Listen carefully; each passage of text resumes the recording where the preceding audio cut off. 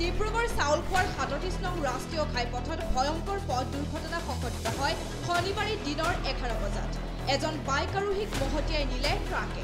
লোকজন PY02M8683 নম্বৰৰ মটৰচাইকেলখনত তিনিচুকীয়াৰ দিশৰ পৰা আহি থকাৰ অৱস্থাতে AS01GC0104 নম্বৰৰ এখন ট্ৰাকে পিছফালৰ পৰা মহতিয়াই লৈ যায়।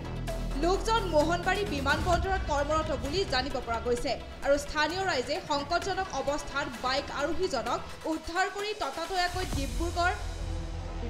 ততাতৈয়াকৈ ডিব্ৰুগড় অসম চিকিৎসা মহাবিদ্যালয়লৈ প্ৰেৰণ কৰে আৰু ঘটনাস্থলীত আৰক্ষী উপস্থিত হৈ ইতিমধ্যে তদন্ত আৰম্ভ কৰিছে।